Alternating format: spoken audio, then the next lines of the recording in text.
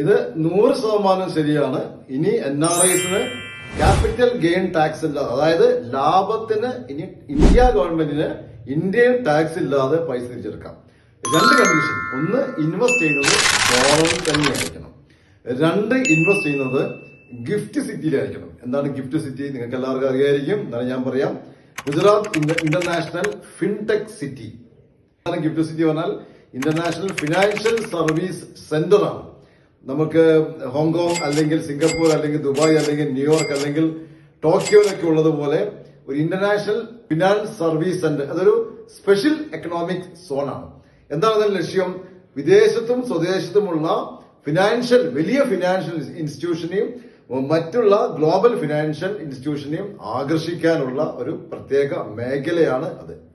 അപ്പോൾ അവിടെ നമുക്ക് ടാറ്റ അസറ്റ് മാനേജ്മെന്റ് ഒരു ബ്രാഞ്ച് ഈ അടുത്ത് തുടങ്ങിയത് ഇന്റർനാഷണൽ ഫിനാൻസ് സർവീസ് സെന്ററിൽ. അപ്പൊ അവിടെ ഗുണം എന്താണെന്ന് വെച്ച് കഴിഞ്ഞാല് നമുക്ക് NRIസിന് മാത്രം, NRIസിനോ ഓവർസീസ് ഇന്ത്യൻ സിറ്റിസണോ അല്ലെങ്കിൽ ഫോറിൻ സിറ്റിസണോ ഇവിടെ ഇൻവെസ്റ്റ് ചെയ്യാം. ഡോളറിൽ ആയിരിക്കണം.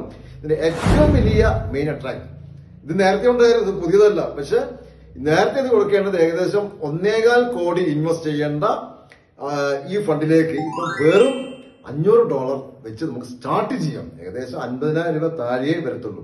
ഇതിൽ സ്റ്റാർട്ട് ചെയ്ത് കഴിഞ്ഞാൽ ഗുണം എന്ന് വെച്ച് കഴിഞ്ഞാൽ ഇതില് ഇൻവെസ്റ്റ് ചെയ്യുന്നതിന് പാൻ കാർഡ് വേണം നിർബന്ധമില്ലാതെ പാൻ കാർഡ് വേണ്ട, ഡിമാറ്റ് അക്കൗണ്ട് വേണ്ട, അതുപോലെ FPI രജിസ്ട്രേഷൻ വേണ്ട. ഇൻവെസ്റ്റ് ചെയ്യുന്നതിന് യാതൊരു ലോക്കിംഗ് പീരീഡും ഇല്ല, എക്സിറ്റ് ലോഡ് ഇല്ല. നിങ്ങൾക്ക് ഇന്ത്യൻ NRI അക്കൗണ്ടിൽ നിന്നോ നിങ്ങളുടെ ഫോറിൻ ബാങ്കിൽ നിന്നോ ഡയറക്റ്റ് നിങ്ങൾക്ക് ഫണ്ട് ട്രാൻസ്ഫർ, അതായത് നിങ്ങൾ ജപ്പാനിലോ ദുബായിലെ ഏതെങ്കിലും ഗൾഫിലെ ഏതെങ്കിലും രാജ്യങ്ങളിലോ അല്ലെങ്കിൽ അമേരിക്കയിലോ കാനഡയിലോ ലോകത്തിലെ ഏത് രാജ്യങ്ങളിലെ ബാങ്ക് അക്കൗണ്ട്, വിദേശ ബാങ്ക് അക്കൗണ്ടിൽ ഇങ്ങോട്ട് നിങ്ങൾക്ക് ട്രാൻസ്ഫർ ചെയ്യാൻ പറ്റും. ഇത് ഇന്ത്യയിൽ ഇൻവെസ്റ്റ് ചെയ്യുന്നത് ഡൊമസ്റ്റിക് ഇക്വിറ്റി മ്യൂച്വൽ ഫണ്ടിലും അതുപോലെ തന്നെ എക്സ്ചേഞ്ച് ട്രേഡഡ് ഫണ്ടിലുമാണ് ഇൻവെസ്റ്റ് ചെയ്യുന്നത്. ഇതിന്റെ ഗുണം 3 രീതിയിലാണ്. ഒന്ന്, ഇതിന്റെ average growth subject to market risk 10 to 20% average growth കൊടുത്തുകൊണ്ടിരിക്കുന്നുണ്ട്. രണ്ട്, നിങ്ങൾ ഡോളർ ഇൻവെസ്റ്റ് ചെയ്യുമ്പോൾ ഡോളറിലേക്ക് തിരിച്ചു തരുന്നത്. അപ്പൊ ഡോളറിന്റെ അപ്രിസിയേഷൻ, ഉദാഹരണം പറയുകയാണെങ്കിൽ നിങ്ങൾ $500 ഇൻവെസ്റ്റ് ചെയ്തു, നിങ്ങൾ തിരിച്ചെടുക്കുമ്പോൾ $1000 ആണ്. അപ്പൊ $1000 നിങ്ങൾ തിരിച്ചു തരുന്നത്. ഇന്ന് 82 രൂപയാണ്, നിങ്ങൾ തിരിച്ചെടുക്കുമ്പോൾ 100 രൂപയാണെങ്കിൽ 100 into $1000 അതിന്റെ റേറ്റ് കിട്ടും.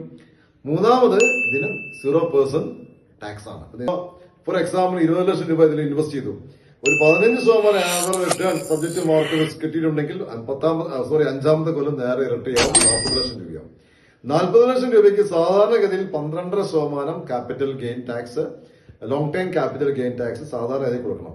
20 ലക്ഷത്തിന്റെ 12% എന്ന് പറയുമ്പോൾ ഏകദേശം ഒരു 2 ലക്ഷം രൂപയെ. ഈ 2 ലക്ഷം രൂപ നിങ്ങൾക്ക് കൊടുക്കേണ്ട. 10 കൊല്ലം ഇത് വെച്ചിട്ടുണ്ടെങ്കിൽ ഏകദേശം 80 ലക്ഷം രൂപയോ, 80 ലക്ഷം രൂപയുടെ 12% എന്ന് പറയുമ്പോൾ ഏകദേശം 10 ലക്ഷം രൂപ നിങ്ങൾക്ക് ടാക്സ് ലാഭിക്കാം. ഇതുടൻ തന്നെ നിങ്ങളുടെ എല്ലാ NRI സുഹൃത്തുക്കളെയും നിർബന്ധമായി അറിയിക്കണം. കാരണം തുടങ്ങിയിട്ടേ ഉള്ളൂ, പലർക്കും അറിയില്ല. നിർബന്ധമായി നിങ്ങളുടെ പോർട്ട്ഫോളിയോയിൽ ഗിഫ്റ്റ് സിറ്റിയിലെ ഇൻവെസ്റ്റ്മെന്റ് തീർച്ചയായും ഒരു NRI എന്ന രീതിയിൽ വേണ്ടതാണ്. നേരത്തെ പറഞ്ഞ പാൻ കാർഡോ കാര്യമൊന്നും വേണ്ട, ഇന്ത്യൻ അക്കൗണ്ട് തന്നെ വേണം, നിർബന്ധമില്ല. കൂടുതൽ ഇതിനെപ്പറ്റി അറിയാനും ഇതിനെപ്പറ്റി സംസാരിക്കാൻ തീർച്ചയായും എന്നെ ബന്ധപ്പെടാം. എന്റെ പേര് അലക്സിയോസ് കുര്യൻ. Thank you.